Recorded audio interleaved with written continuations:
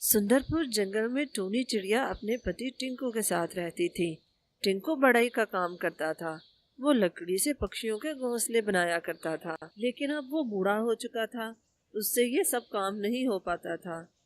सुनिए जी, मैंने आपसे कितनी बार कहा है, आप ये काम मत किया करें, आपसे नहीं हो पाता। मैं नहीं करूँगा तो खाएंगे कहाँ से? तभी पास खड़ा टीलू कहता है, माँ मामा, तुम दोनों फिक्र क्यों करते हो? मैं हूं ना तुम दोनों के लिए। लेकिन टीलू बेटा, अभी तो तुम बहुत छोटे हो।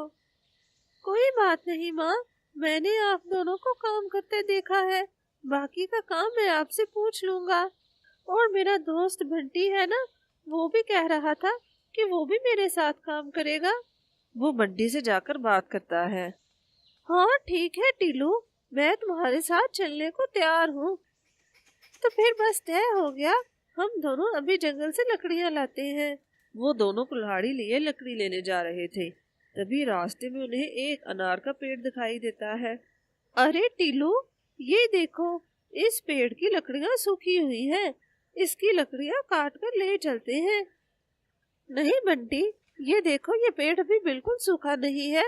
मुझे लगता है इसे पानी की कमी है। चलो पहले इसे पानी देते हैं। वो तो ठीक है टीलू, लेकिन इसमें हमारा क्या फायदा? चलो हम किसी और पेड़ की तरफ चलते हैं, हमें पहले ही देर हो रही है। अरे बंटी, पेड़ को पानी देने से इसकी जान बच जाएगी और फिर इसका फल दूसरे पक्षी खाएंगे।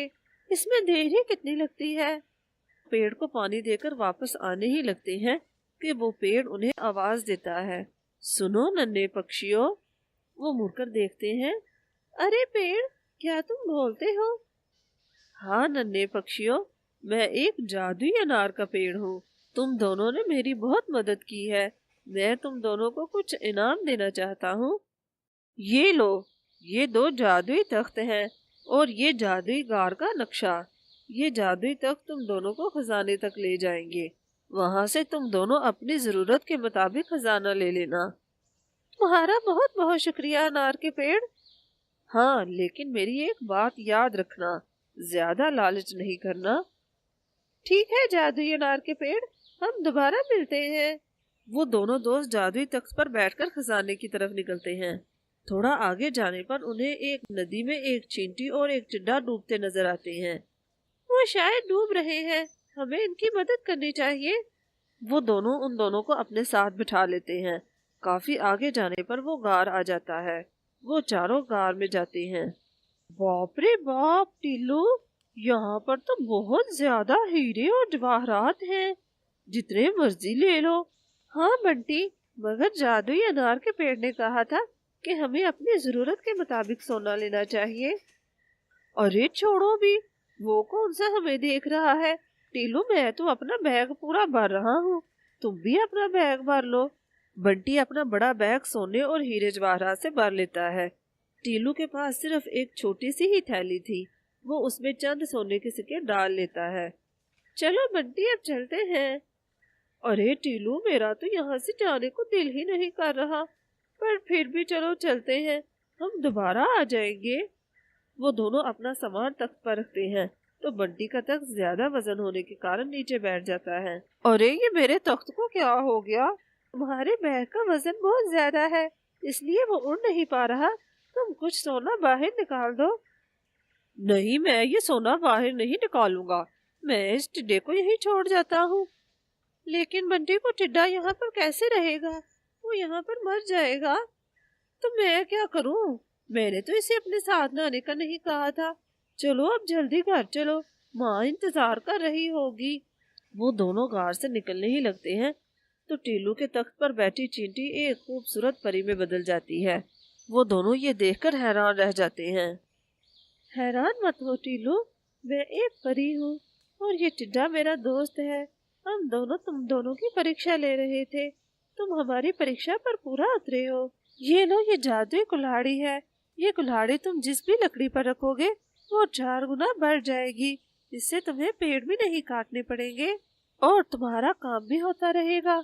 शुक्रिया नन्ही परी। और फिर वो दोनों वहां से सीधा पेड़ के पास आते हैं। पेड़ के पास आकर बंटी अपना थैला खोलता है तो उसमें पत्थर थे। अरे ये क्या, मेरे थैले में तो पत्थर हैं। टीलू, तुम अपना थैला दिखाओ। टीलू अपना थैला खोलता है तो उसमें सोने के सिक्के थे।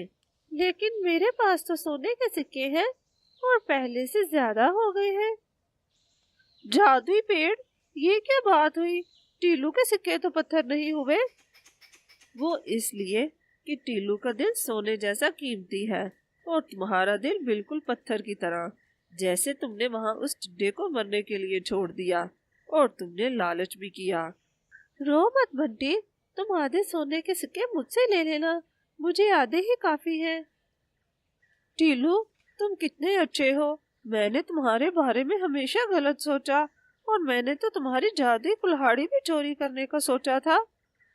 कोई बात नहीं बंटी, तुम भी मेरे भाई की तरह हो और तुम्हें अपनी गलती का एहसास हो गया है, यही काफी है। और रही बात कुल्हाड़ी की, तो हम दोनों मिलकर काम करेंगे।